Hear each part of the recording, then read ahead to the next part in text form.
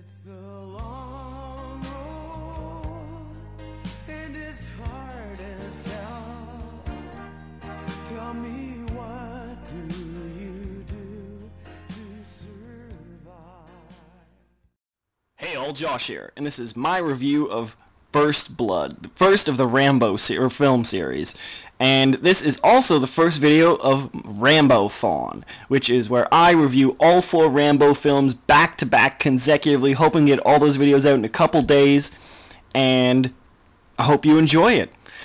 I want to preface this reviews by saying that I have never seen the original, any of the Rambo movies prior to this, and I know that's kind of amazing, and considering my love, copious love indeed, for 80s action movies as well as badass action heroes. But for some reason it's never caught my attention. Perhaps it was my dad's ridiculous love for this and his general poor taste in movies otherwise, or maybe it's because I perceive them to somehow be war movies, which doesn't make a whole lot of sense.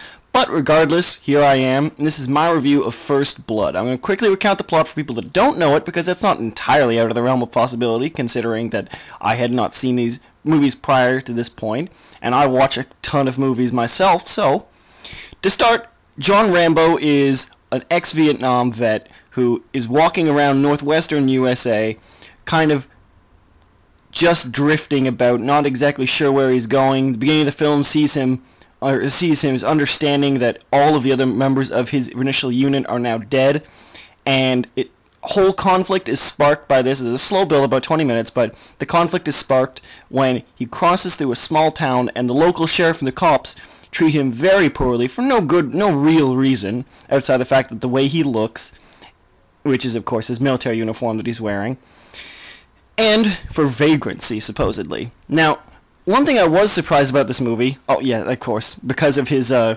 incarceration, he's not going to take it. His embedded psychopathy from Vietnam causes him to rebel against local authorities and create his own kind of mini-war. And the movie proceeds from there. It's about a giant action scene or a giant hunting scene throughout. The story itself I was actually kind of surprised at, because from the general pop cultural perceptions of Rambo, I was expecting a lot of it to be more excessive, I guess, and I'm sure that appears in later films, and especially the 4th film, but we'll see. As it stands, though, in this one, this is actually a rather introspective movie, considering it is also an action movie.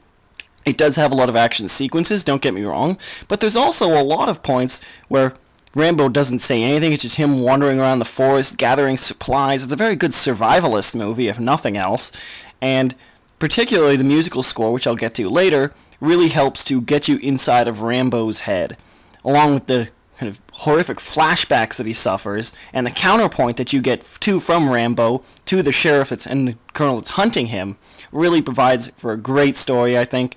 It's not overly deep story, but I do think it is rather thoughtful, considering it definitely deals with a lot of post-war, post-Vietnam, that is, issues about public perception, and it was really interesting to watch, even outside of the action sequences. Stallone himself pulls off a great performance as John Rambo, unexpectedly so. What is with these old action stars that somehow manage to bring their careers, and they're actually highly intellectual? I would have never guessed, honestly, that Clint Eastwood or Sylvester Stallone have that much of a brain on their heads, but lo and behold, I guess, and I say the Sylvester Stallone one, as in later in his career, of course, not this movie in particular, but you can definitely see the seeds of his thought here, and his performance, I think, really shines through and still holds up today.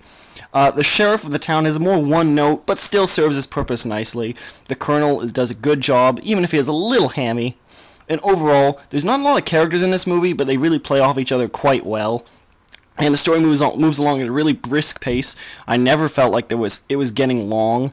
Even towards the end, where action sequence after action sequence happened, it's much more tension than it is actually payoff, which I think really works, particularly when the payoff is as explosive as it is in this movie, where you'll have 10 minutes of really, really tense chase scenes, and then finally something will happen, and because you've been built up and tense for so long, it really feels gratifying, I think. Overall, I have no complaints with the story. It even ended on a particularly interesting note that I'm sure they will exploit for the sequel, but as a standalone film, I think it could even hold up quite nicely. Stallone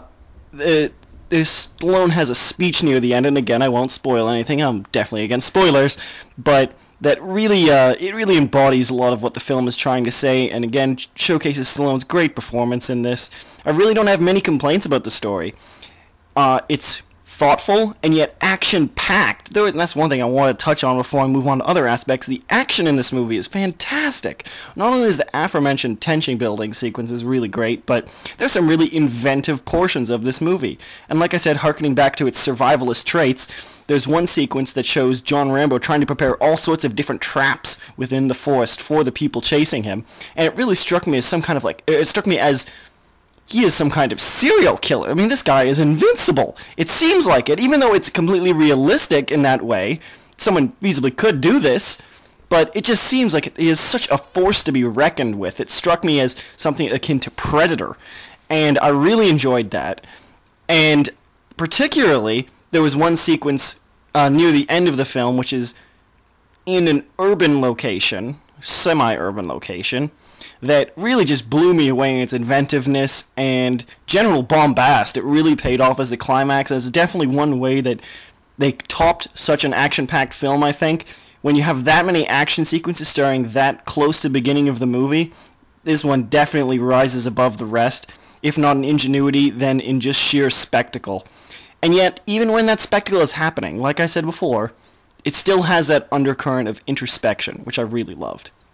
What can I say, though? This movie was made back in the 80s. The effects are quite nice. This is a fairly low-budget movie, but being the nature of this movie does not require a huge amount of money, except the, again, climax. But the rest of the movie is generally just Sylvester Stallone wandering around in the forest with a bunch of people, so it could easily have been done on a low budget and still looks fantastic today. Thankfully, it's not very 80s, and anyone that's watched an 80s film or any kind of period film from 50s, 60s, 70s, 80s can attest to, it doesn't have that kind of stamp of time where it is. I mean, of course, everyone wears some kind of clothing and whatnot, but it's not so pronounced that you'll have someone dancing in leg warmers or whatnot.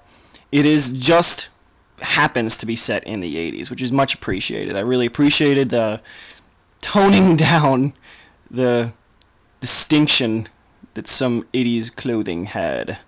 Lastly, the sound I want to address. The score for this movie was really great, really perfectly punctuated the movie, especially when, because this is quite a quiet movie, frankly. There's not a whole lot of talking, and particularly when the segments are focusing on Stallone or Rambo, Rambo barely ever speaks, which could be some kind of indication of Sylvester Stallone's heavy accent not wanting to play up, the filmmakers not wanting to play that up, but it really worked with the film, and I think the score definitely shines there because it takes over what the audience feels and really, really sways you, I think, and really makes you buy into the world of John Rambo. Overall, First Blood, fantastic action movie, easily one of the best action movies I've ever seen, and that's saying something. I've seen quite a few action movies, and I wouldn't thought to say this, but I am super psyched to watch the rest of the Rambo movies. I hope they're just as good as this. I hear that they tend to decline into more 80s action extravaganzas, that's 2 and 3 that is, but at the same time, you know what, I love 80s action movies too, so they may not be this great, but they're certainly going to be entertaining. Stay tuned for Rambo-thon Part 2, where I review First Blood Part 2.